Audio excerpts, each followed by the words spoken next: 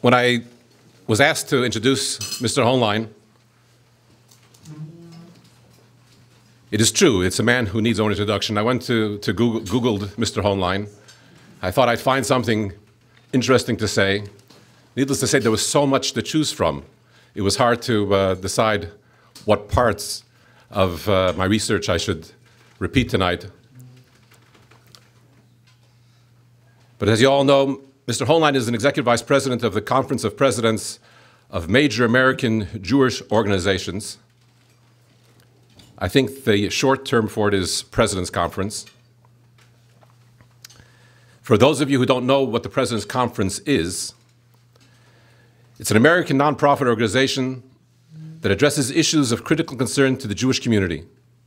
It comprises 51, but then I saw on one side said 52. So Mr. Hoenlein, is it 51 or 52? Yes. Yes.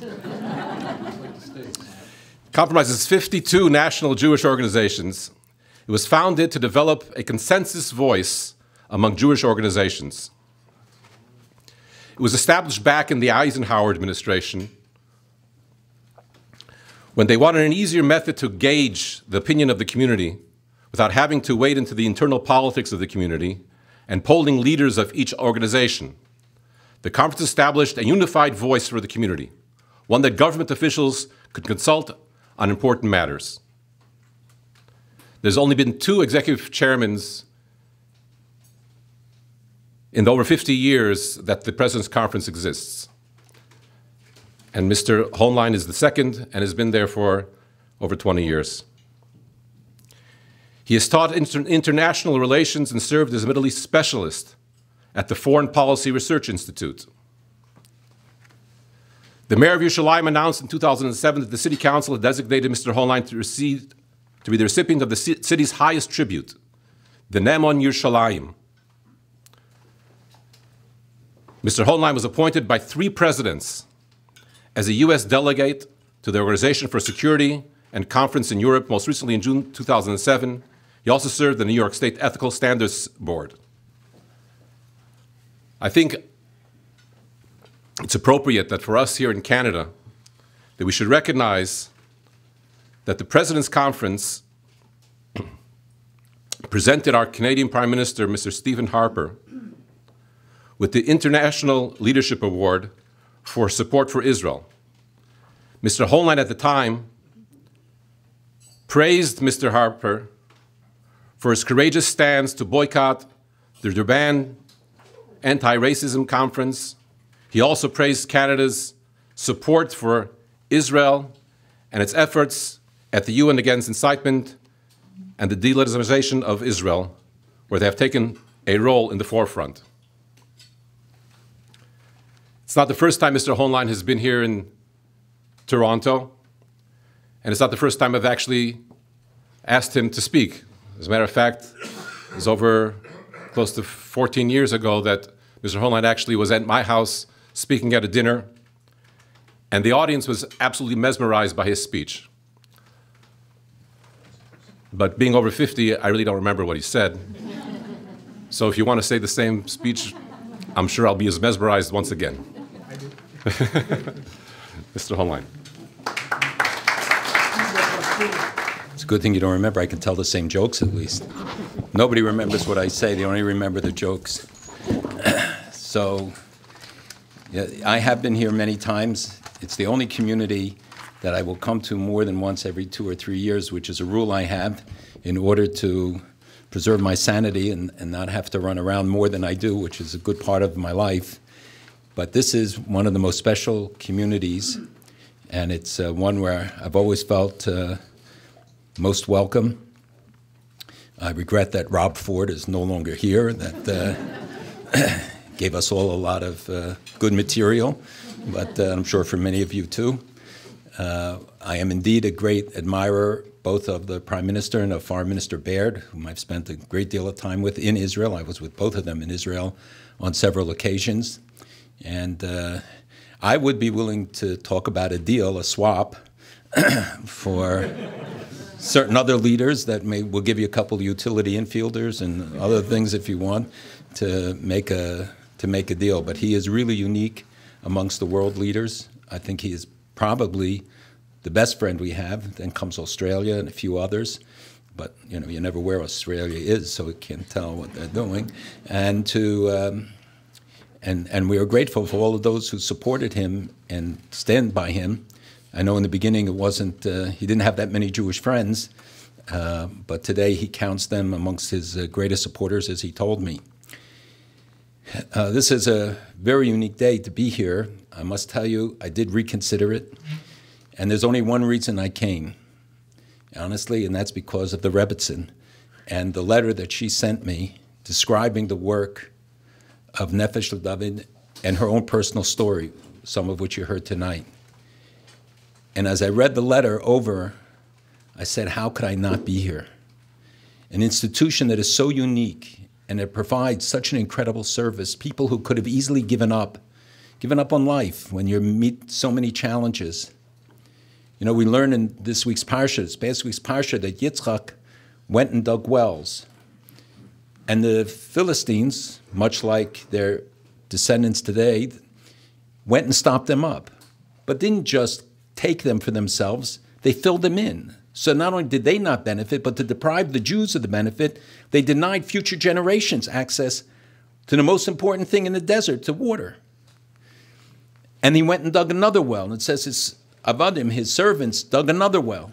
And the Philistines came again, and they waited until the water was actually flowing. They didn't stop him when they were digging, but only when they started producing.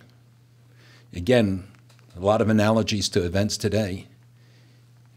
And Yitzchak called it asek, consternation.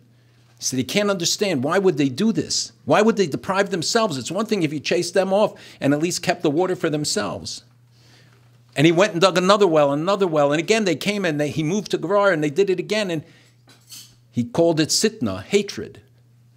He said because there's no rational explanation. But he didn't give up. And he continued until Avimelech finally came and sued him for peace and said, we see that God is with you and we're not going to overcome. And what did Yitzchak do the next day?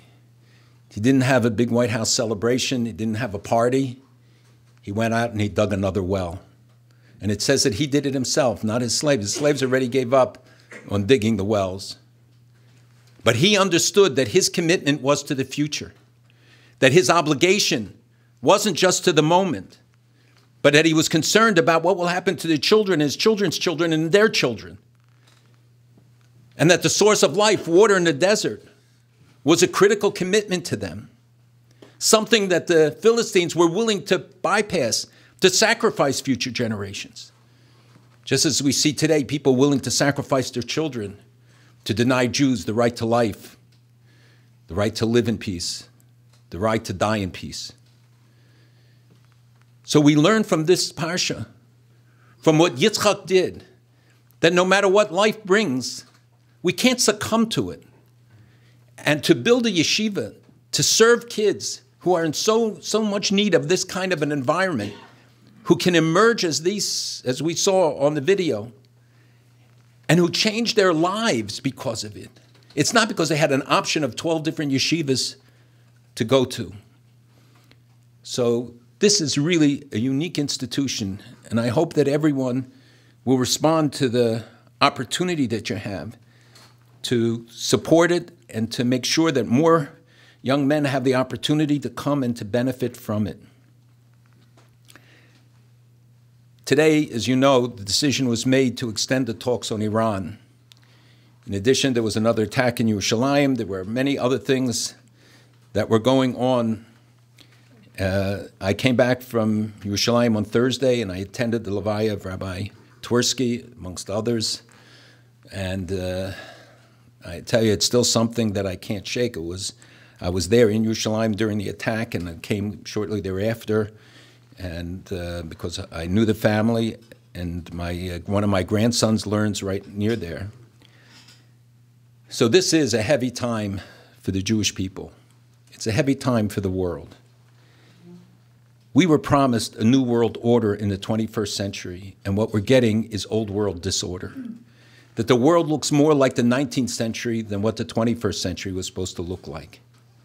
We live in an age of ignorance and superficiality. when people have no patience to learn facts, to learn history, to understand the context, to understand how we got to where we are, in order to understand where we are going. You know, Judaism puts a special emphasis on history, unique to any people in the world. Because for us, history is not about the past, history is about the future. We look back in order to look forward.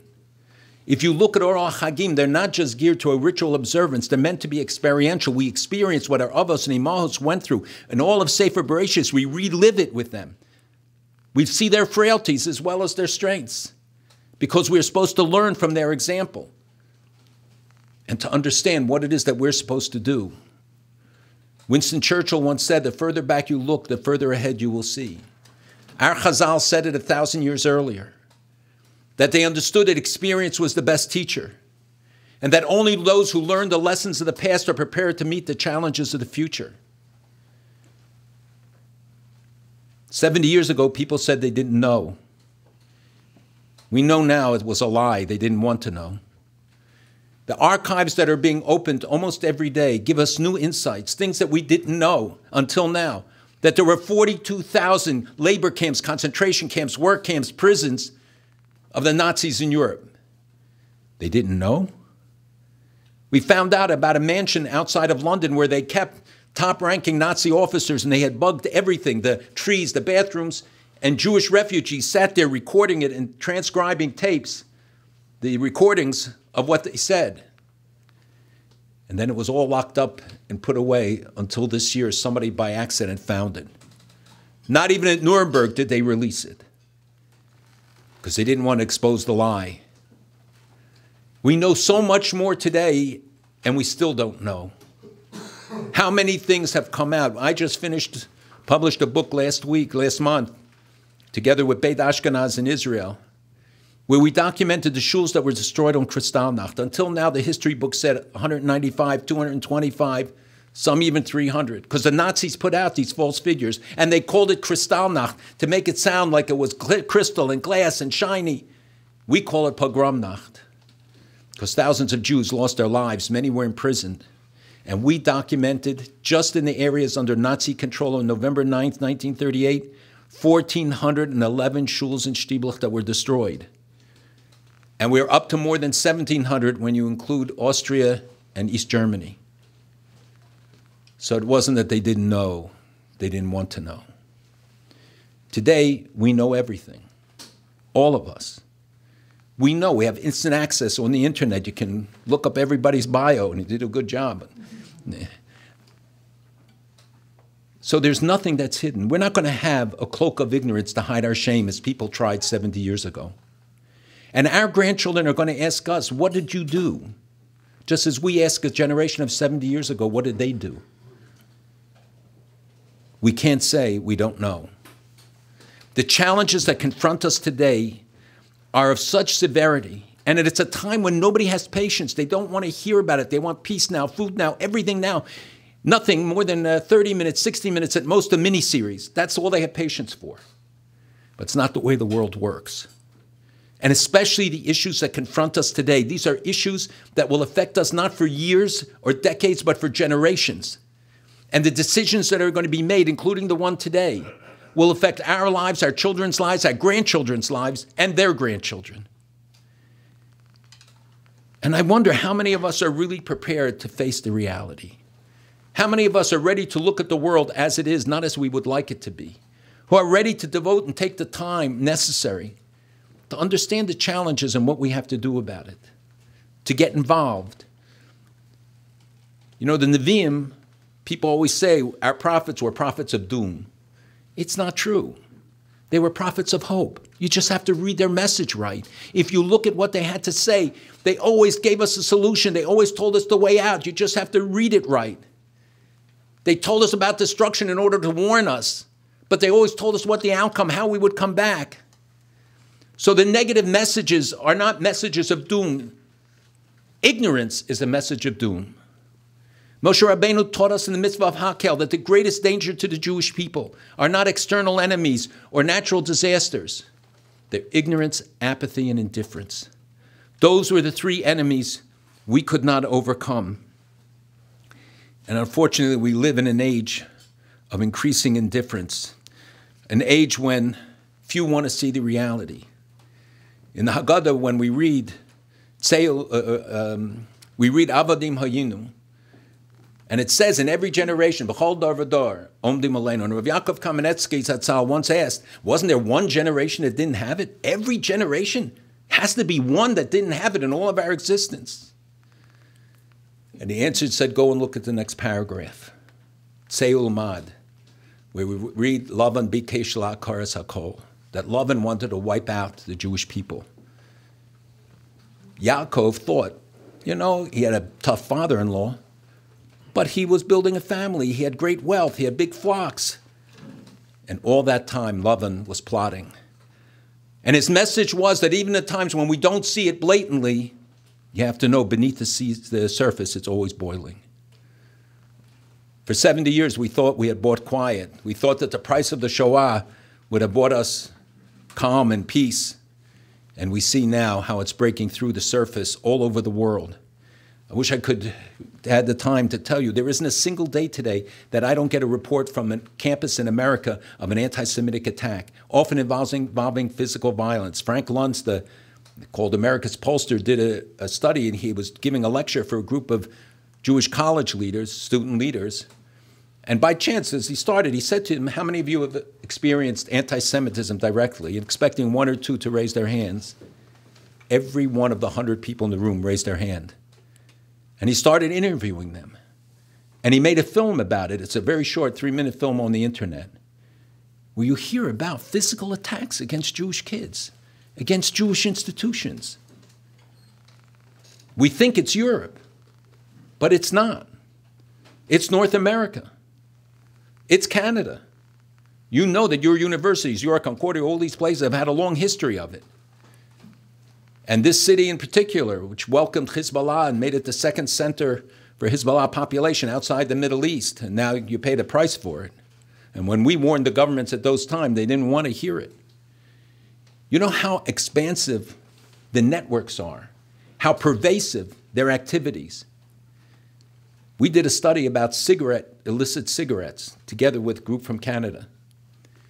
You know that Hezbollah makes $1 billion from North America selling illegal cigarettes.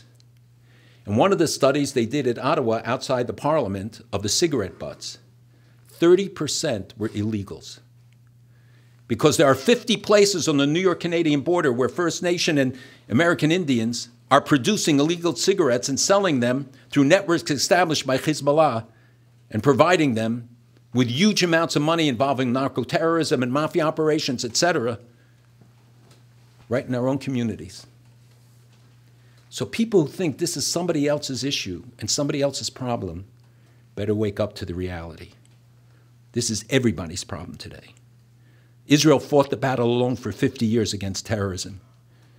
The world criticized them for it. They criticize them now because they demolish a house of a terrorist, somebody who kills Jews. And today, Spain, France, Great Britain, Italy delivered a letter, a protest. Is this an inhumane punishment? Would execution be better? They don't seem to have any problem with people killing people. Iran kills 900 people a year. You don't see a word of protest about it, so maybe Israel should just execute them or imprison them. Iran imprisons tens of thousands of people a year. So do most other countries in the Middle East. But because they blow up somebody's house, because it's for Jewish blood that was shed, it becomes unacceptable. Seems to me the most humane punishment that one could imagine. And you have to understand the culture to understand why it works in the Middle East. It would not work maybe here in Toronto, but it does work there. And why this is one of the great deterrents. And I tell you all of this because it's essential to understand what is happening today in the Middle East. And as much as we think we know today, with the information revolution, with having the internet, with having cable TV and all the other sources, the truth is you don't know. And you can't believe what you read, you can't believe what you hear, and you can't even believe what you see. Because so many of the stories, we've seen headlines, we've seen the television reports, and you say, look, I saw it myself, And it's a total distortion. It's a lie. They showed children killed during the Gaza war when in fact they were killed in Syria. When some were killed 7 years earlier in an automobile accident. And all Israel, everybody jumps on the condemnation of Israel for carrying attacks. And they said, we weren't even in the air that day. How could we have done it? And yet you see how quick the world is to condemn them for defending their citizens, for doing what a country's basic obligation is, for protecting against 10,000 missiles. What other country would have done it? If Canada fired 10,000 missiles across the border, I don't think you have 10,000 missiles, but if you had 10,000 missiles and you fired them across the border, what would the response have been? I'm not even sure now what the response would have been, but in normal circumstances, it would have been very tough. People think and talk about the Arab Spring. It never occurred. There never was an Arab Spring. I've been in almost all the Arab countries in the last 18 months, 2 years. I was 3 times in Egypt, in Saudi Arabia, and UAE, everywhere. And I met with Assad just before the fighting started in Syria. This was never about democracy. There's an Arab volcano which is going to continue to erupt for decades to come. And we've only seen the tip of the iceberg.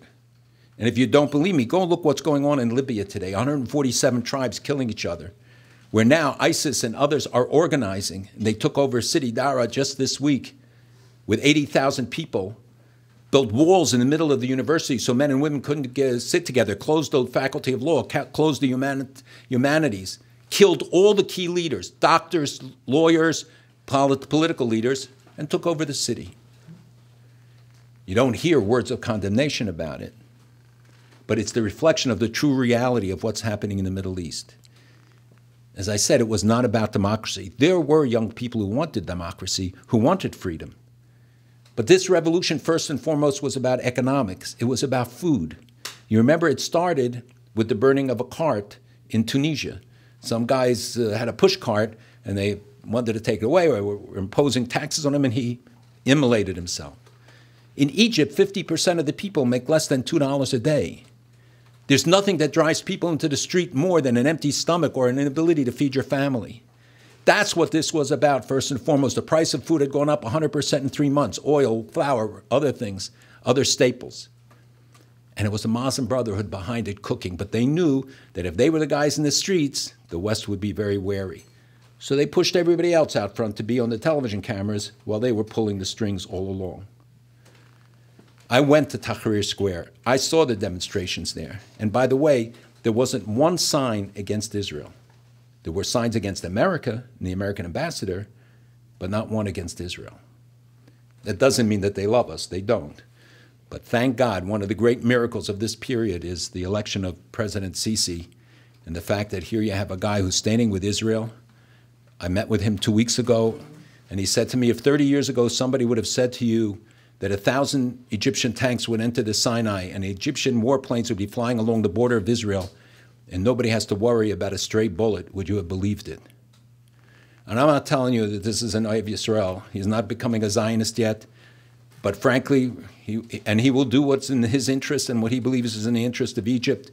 And if it means flipping at some time in the future, don't be surprised. But the fact is that he has passed the test. He closed 1,000 tunnels. He has done so much in cooperation with Israel, and Israel has done so much for him that the relationship has really reached the best point, perhaps ever, between the two countries. It's not a peace of the people, but it really is a cooperation between the governments. But Egypt was able to sustain the revolution different than others because Egypt's a real country. People have an Egyptian identity. And so the Egyptian army could be a unifying force. Libya is not a real country. It was cobbled together in the Sykes-Picot Agreement by the colonialists. Syria is not a real country. It's Christians and Sunnis and Shiites and Alawites and Haranis and Kurds, but they're not Syrians. They never had a Syrian identity. The same thing is true of Iraq. Can anybody today tell me where the border of Syria is? Or the border of Iraq? Nobody knows, because they don't exist anymore. So this was about failed states. Third, it was about the information revolution that enabled people to communicate in ways that they couldn't, despite government restrictions. And fourth, and most of all, It was the Sunni-Shiite battle of 1,000 years. If you don't understand that, and if you don't see that at the core of what's happening, you'll never understand it. It's a battle for hegemony in the regions. It's a battle over who will control it. You see ISIS name, people joke about it was ISIL, ISIS, ISIS. It has significance, the name change. It started as Al-Qaeda in Iraq and changed it to Islamic State in Iraq because they wanted to impose not political control, but religious control. And then it became Islamic State in Iraq and Syria. Then it became Islamic State in Iraq and the Levant. ISIL was not Lebanon, it was the Levant, which includes Israel, Palestine, Lebanon, Syria, Jordan. And then it became IS, Islamic State, because they want everything. They don't recognize borders, they see frontiers. Everything is a challenge for them to move ahead. And that's what the fourth element, this is a battle between Sunnis and Shiites. This is a battle that has its roots deep in the religion of Islam, but deep in the region, and will continue. On top of it, you have 4 attempts to build empires in the Middle East. Iran wants to reestablish the Persian Empire, and they went where the Persian Empire didn't by having Hezbollah and Hamas, so they're on the Mediterranean. They go through Syria to Lebanon, down to the Gulf. Turkey wants to reestablish an Ottoman Empire. They go through Turkey to Jordan to the Gulf. The Wahhabis of Saudi Arabia want to establish an empire, and the Muslim Brotherhood established an empire, winning every election from Egypt to Morocco, and thank God it's turned around on them in at least 3 of the countries. And if you think of the map, what's blocking them? One little sliver of territory. One little piece of land blocks the aspirations of these tyrants. That's why Israel's the enemy. It's not because they do something wrong. It's because Israel represents justice, liberty, freedom, democracy, all the things that are an enemy to an ISIS, ISIL, or IS, to Al-Qaeda, and to all of the others, including Khamenei. Syria is not one war. It's not Assad versus the rebels. When I met Assad, he said to me, if what happened in Egypt, which had just taken place, happens here, I will never step down. Because I will get out, but they will massacre the Alawites. And the day the fighting started, I was in the White House and I told this to the president. I said, you better identify people there now, because this guy is not Mubarak or Gaddafi. He's not leaving. And unfortunately, the West doesn't learn the lessons. It doesn't have zechira. It doesn't have the sense of history. So we keep paying a higher and higher price for our failure to learn the lessons of the past, to prepare, to anticipate, to deal with the challenges that we confront. And today we're paying a very heavy price. The events in the Middle East, the nature of the world as a whole, the lack of leadership feeds these terrorists. Osama bin Laden, Khamenei, Khania, all have said one thing: the West lacks will and determination. They feel the West has no leadership, and that they can turn them around. When the President of the United States turned around those guns on Syria, and we gave up that red line, that's when Putin decided to go into the Ukraine. That was the message, that the West would never stick by its commitments. And today we gave a 7-month extension to Iran on the negotiations. All the time Iran is moving ahead on its weaponization, on its missile development program, none of which is covered. The research and development on advanced centrifuges, none of which is covered. The IAEA consistently says they violated the agreement, and today they say, oh, well, they haven't violated any agreement. We said, well, what about all these announcements? What about all of the testimony of the inspectors? And they said, well, we're looking into it. And 7 more months means they get 7 months closer to a nuclear bomb. Now, it's better than a bad deal. And we perhaps appreciate the fact that they didn't just grab onto a bad deal. But it's certainly not an encouraging sign that they will not tell us what agreements they've reached and what sanctions will be released or relieved. Our hope is that the new Congress will be able to send a strong message. I hope they will work with the administration in doing it. But I hope you understand what Iran is. Ahmadinejad, people painted as a clown. They made fun of him. It was a mistake. These are very serious guys. They know exactly what they want to do. They have their eyes focused on the goals. Khamenei and Rouhani. Rouhani is no different than Ahmadinejad. He executes many more people than Ahmadinejad did. He has clamped down. The Jews today live in fear in Iran. A fear they didn't have under Ahmadinejad. We know that Iran today is the leading state sponsor of terrorism.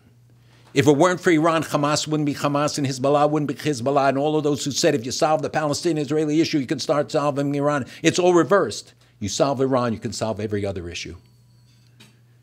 In addition to Iran's activities, its violation of human rights, its sponsorship of terrorism globally, including here in North America, in the United States, in Canada, in South America, in Africa. Meet any African leader, as we do. The first thing they raise with you is their concerns about Iran's infiltration and expansion of their activities and spreading their extremist ideology.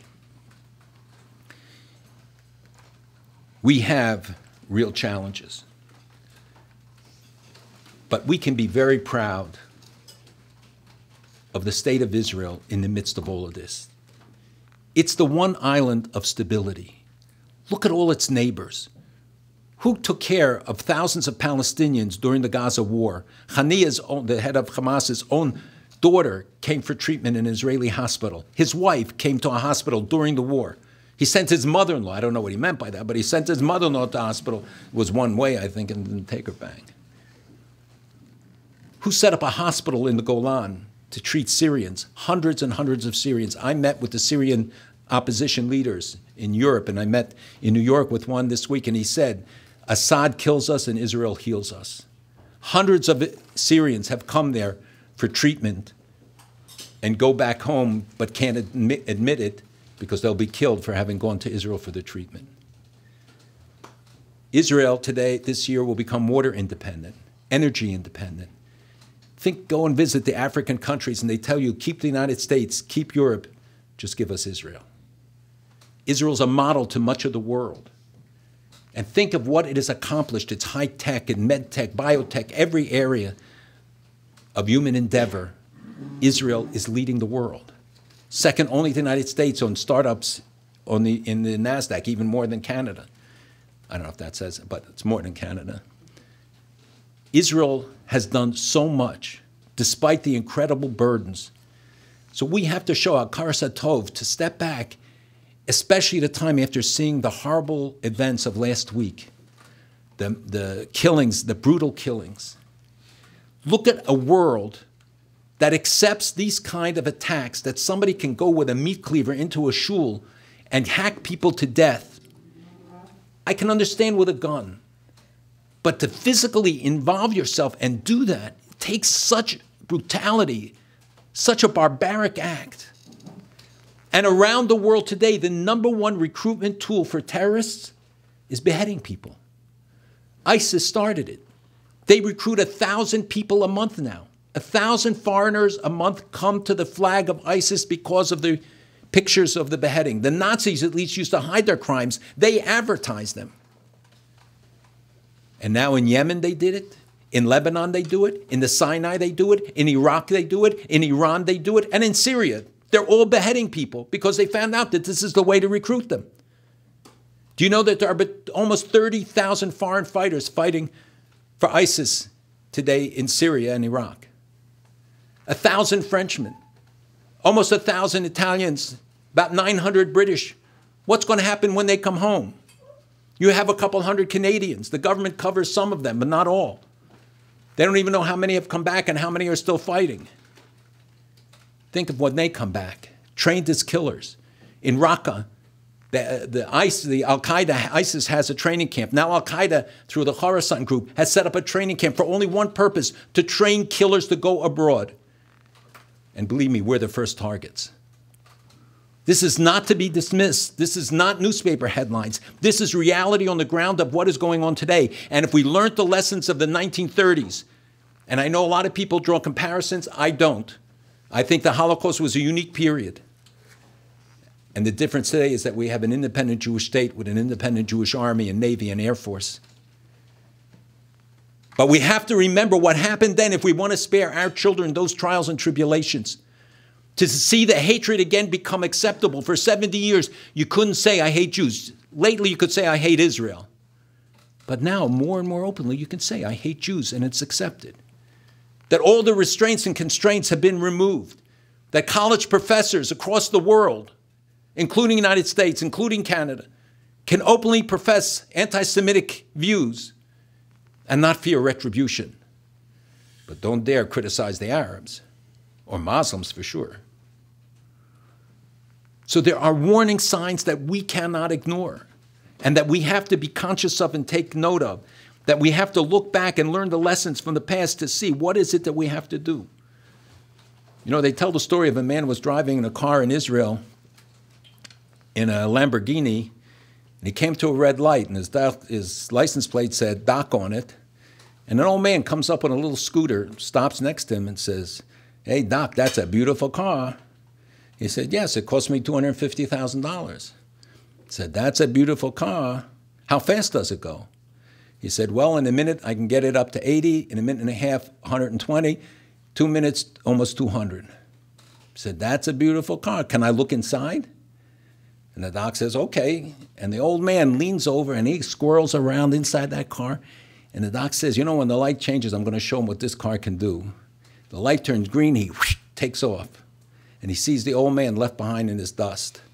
All of a sudden, whoosh, the old man passes him. So he's really getting annoyed, and he steps on the gas, it passes him again, sees the old man left behind. Again, whoosh, the old man passes him.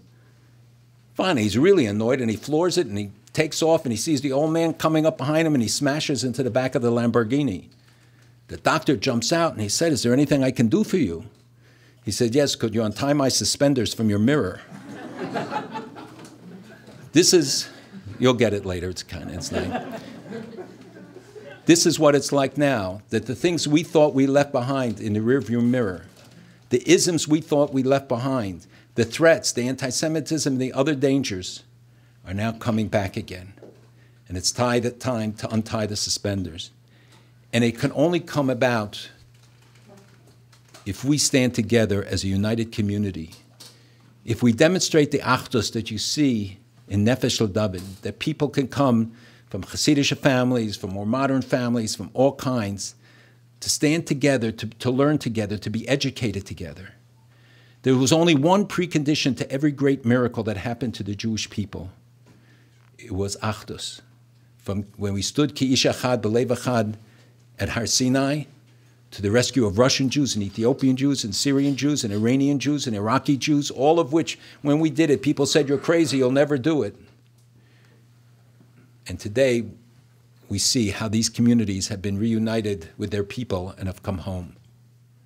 The one condition has always been the achdus of Klal Yisrael. We see it when Yaakov Avinu benches his children soon. He says, Hey asvu v'hikaptzu. Hey asvu means come together in physical proximity. Hikaptzu means to be united, to come together to understand our common mission. I told you these things not to scare you, but to motivate you, to get you to understand how important this time in history is, to break us out of the complacency that overcomes our community, that we're so busy fighting each other, worrying about gossip, worrying about things that are of such little consequence at a time when we need all of the energy, all of the resources to make sure that our mostos, that our institutions, especially those that serve those most in need, can function and provide for them. And at the same time to recognize when we have the BDS movement, it's not about Israel. If you read it carefully, it's about the Jewish people. When Khamenei speaks, he doesn't talk just about Israel.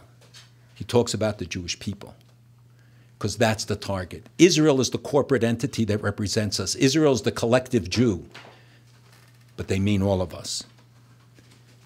And all of us have an obligation, especially now when tourism is down in Israel for people to go.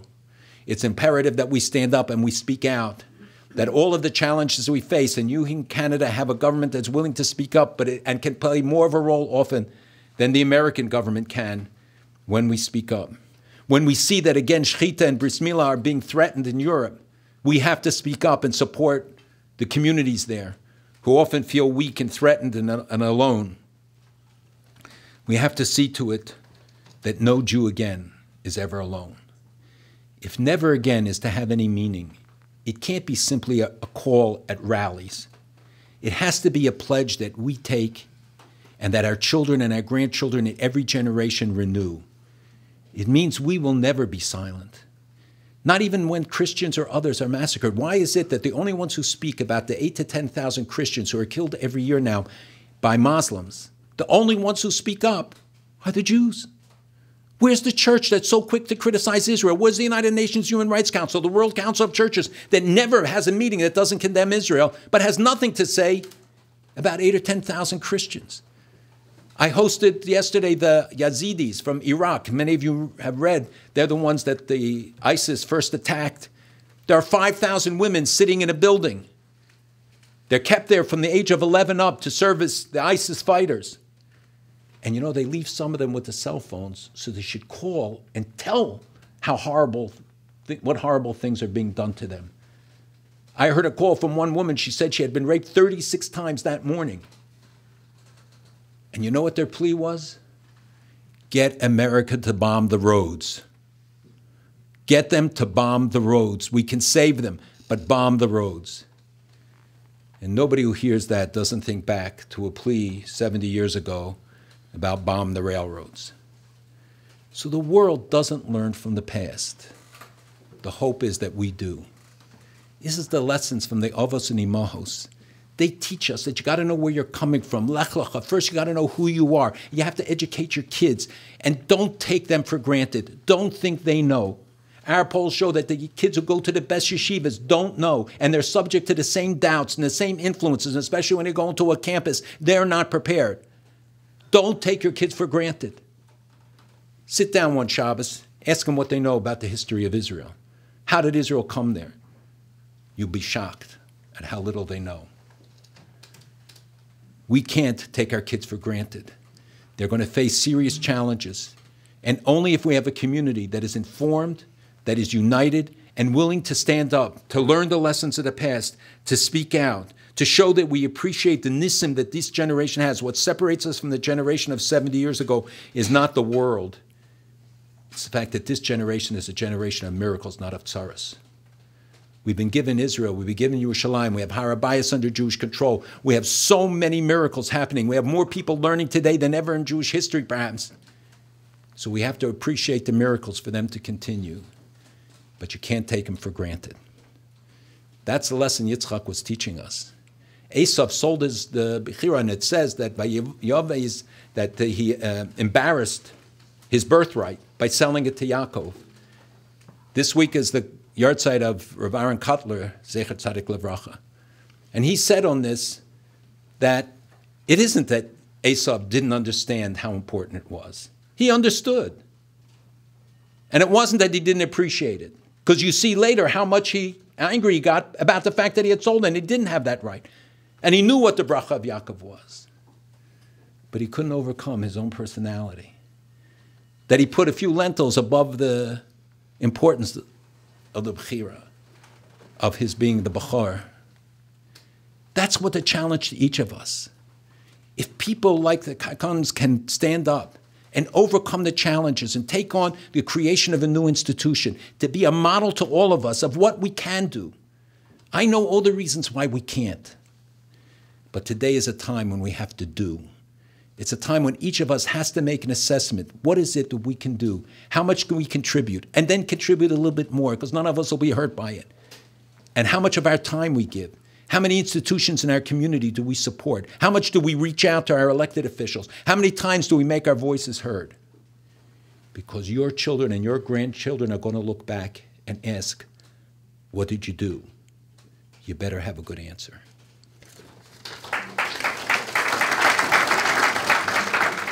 We'll take a few questions. I prefer a few answers if you have, but if you have a few questions, I'm happy to take. Other questions? Dave? I was wondering why we don't take an active role in our schools to teach kids this. Like, where are they going to learn? We're yeshivas. That's not the question, that's the answer. The question was, why don't our schools teach it? And I said, that's the answer, not the question. The parents have to demand that our yeshivas teach it. There's a lot of, countervailing forces that don't want to see us talk about these issues. We owe it to our kids to talk about Israel and to talk about the challenges that we confront today. And it's only the parents collectively acting, meeting with the principals and the Rosh Yeshiva and talking to them about it and finding mutually acceptable ways. We're developing curricula. There are a lot of efforts underway now because the vacuum is very great. And we will pay the price in the future for it if we don't act quickly on it.